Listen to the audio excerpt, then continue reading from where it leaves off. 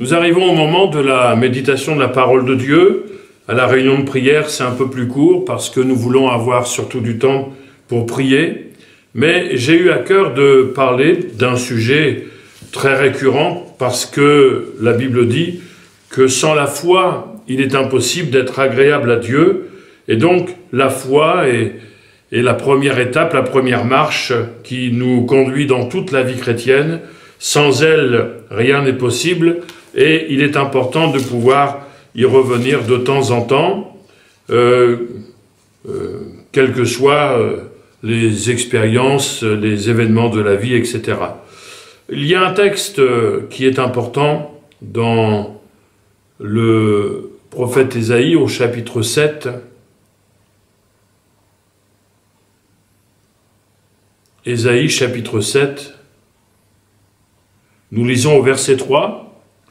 Alors l'Éternel dit à Ésaïe, « Va à la rencontre d'Akaz, toi et Shear-Jashub, ton fils, vers l'extrémité de l'aqueduc de l'étang supérieur, sur la route du champ du Foulon, et dis-lui, sois tranquille, ne crains rien, et que ton cœur ne s'alarme pas devant ces deux bouts de tison fumants, devant la colère de Rétzin et de la Syrie et du fils de Remalia, de ce que la Syrie médite du mal contre toi, de ce qu'Éphraïm et le fils de Remalia disent, montons contre Juda, assiégeons la ville, et battons-la en brèche, et proclamons-y pour roi le fils de Tabéel. Ainsi parle le Seigneur l'Éternel.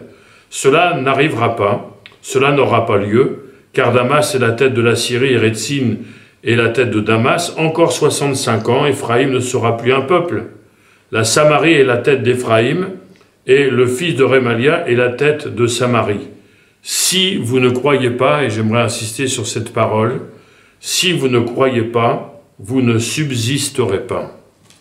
Nous savons que le peuple d'Israël a rencontré bon nombre de difficultés, un nombre conséquent d'adversités, de combats, de luttes à l'égard des nations païennes qui l'entouraient.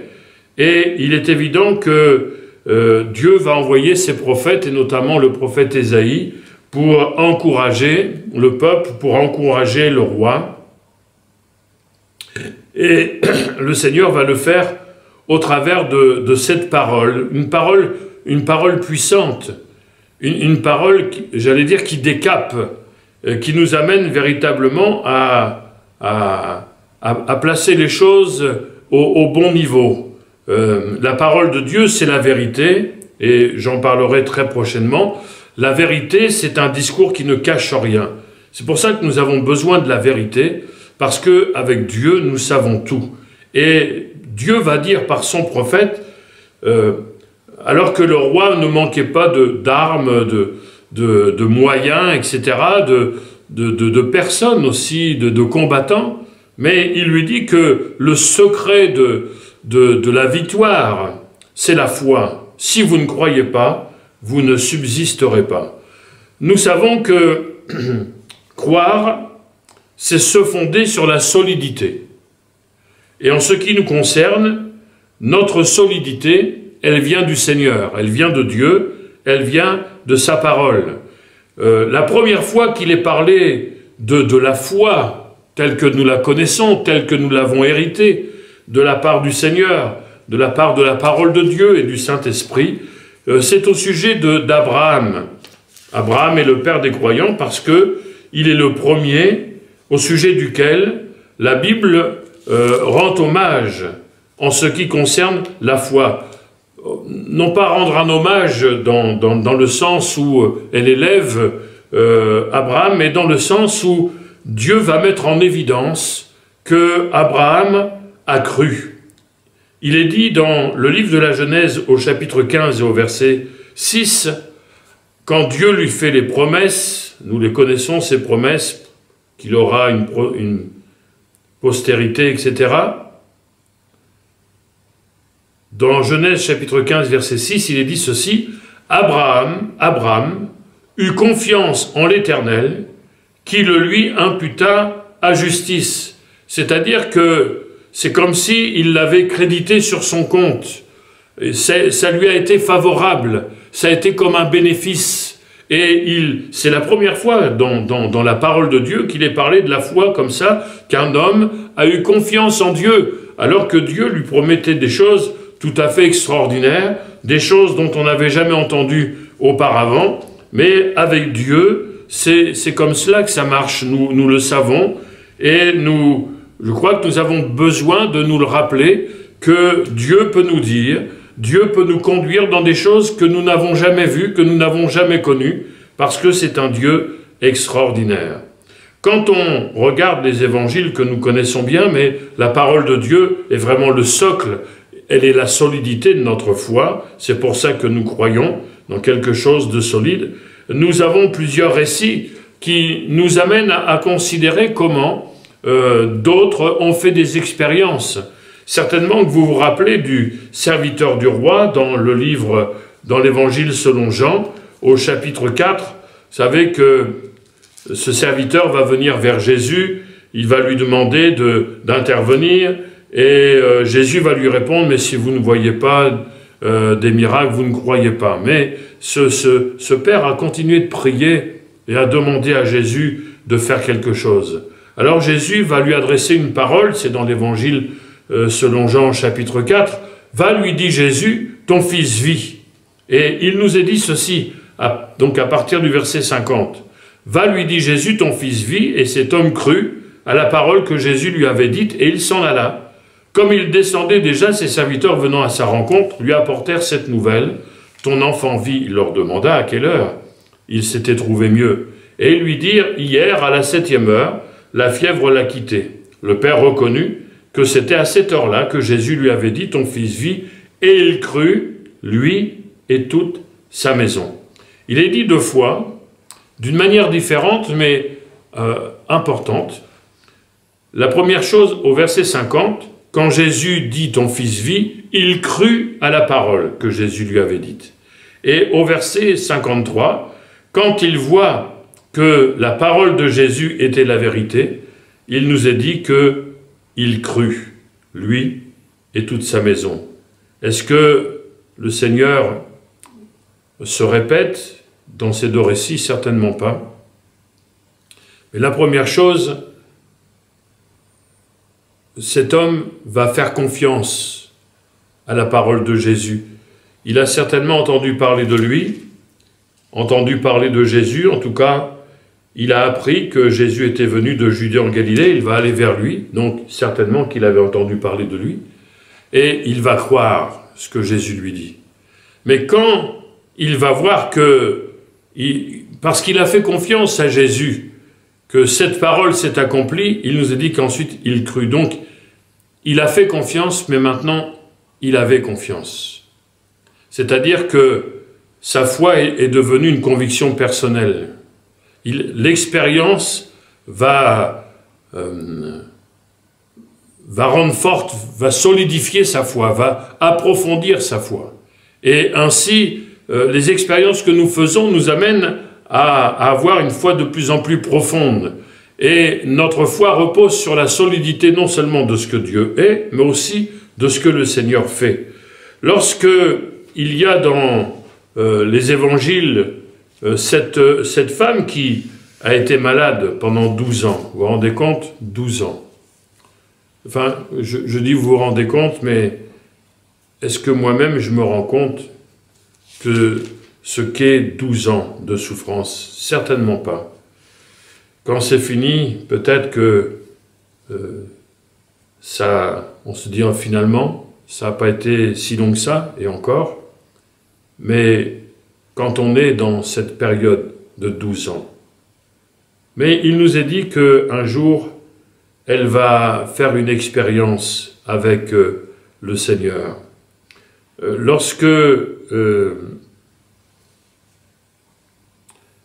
elle va venir vers Jésus, cette femme, donc c'est dans l'évangile selon Marc, j'ai dit Matthieu, mais c'est dans l'évangile selon Marc, quoi qu'elle soit dans les autres évangiles, je n'ai pas vérifié, mais vous pourrez regarder paisiblement. Dans l'évangile selon Marc, au chapitre 5, il nous est dit que elle avait souffert entre les mains de plusieurs médecins, elle avait tout dépensé, elle allait de pire en pire. Rien ne s'arranger, bien au contraire. Elle va s'approcher par derrière, elle va toucher le bord de son vêtement en se disant « Seigneur », enfin elle n'a pas dit « Seigneur », mais elle s'est dit « Si seulement je peux le toucher, je serai guérie ». C'est-à-dire qu'elle avait vraiment cette confiance à l'intérieur. « Si je peux le toucher, je serai guérie ».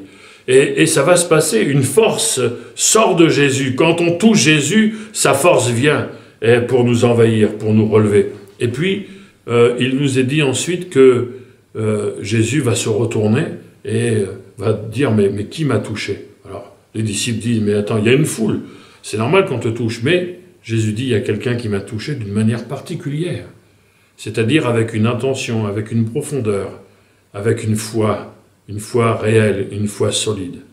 Et elle se trouve découverte, et elle va lui dire « Mais voilà ce qui s'est passé. » Et Jésus va lui dire « Sois guéri de ton mal. » Littéralement, c'est « Ta confiance a eu raison de ton mal. » C'est une parole qui bénit. « Ta confiance a eu raison de ton mal. » Et je crois, frères et sœurs, que nous pouvons nous aussi faire confiance au Seigneur, parce que notre foi en lui aura le dessus sur le mal, quel qu'il soit. Pour conclure, pour ne pas être trop long, je vous invite à une dernière lecture dans l'Épître aux Hébreux, au chapitre 10 et au verset 35, un texte bien connu concernant la foi, mais j'ai eu à cœur de le revisiter rapidement.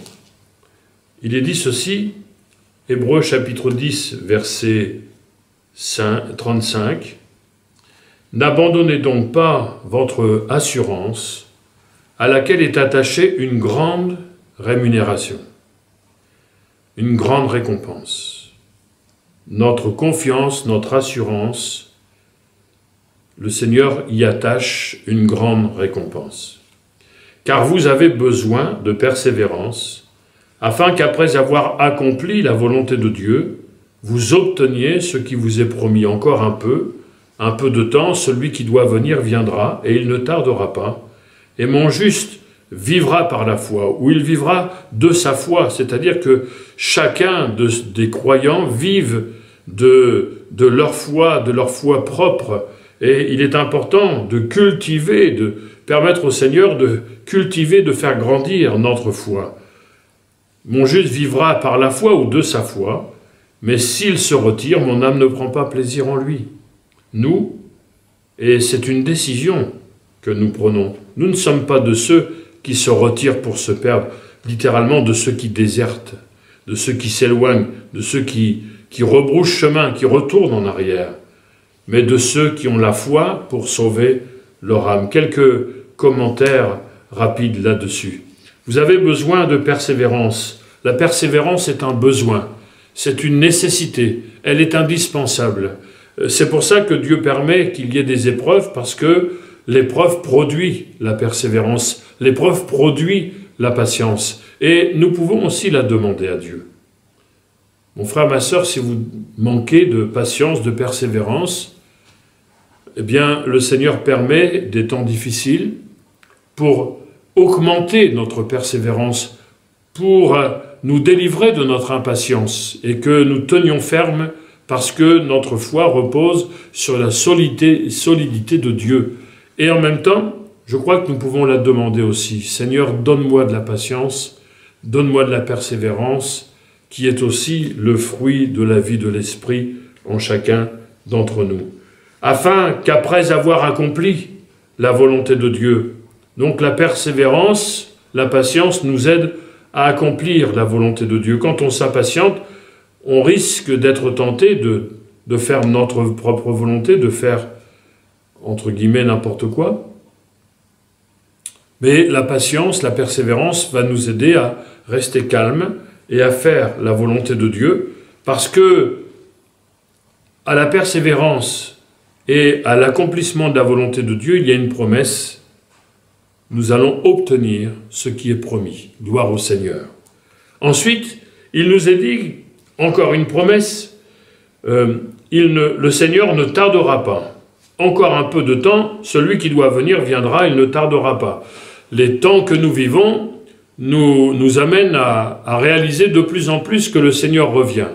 Il ne va pas tarder. Mais en même temps, ça veut dire aussi qu'il ne tardera pas à intervenir dans notre vie d'une manière générale ou dans des situations en particulier. Le coronavirus est une chose, mais il n'y a pas que ça dans la vie. Nous pouvons avoir d'autres soucis, d'autres épreuves, d'autres inquiétudes, mais le Seigneur n'est jamais en retard. Que son nom soit glorifié. Ensuite, il est dit que le juste, comme je l'ai dit tout à l'heure, vivra de sa foi. Non pas de la foi des autres, mais de sa foi. Seigneur, je veux vraiment vivre, que ma foi me fasse vivre, que ma foi me fasse vivre des choses extraordinaires, des choses bénies, des temps glorieux. Mon juste vivra par la foi, mais s'il se retire, s'il se rétracte, s'il déserte, mon âme ne prend pas plaisir en lui.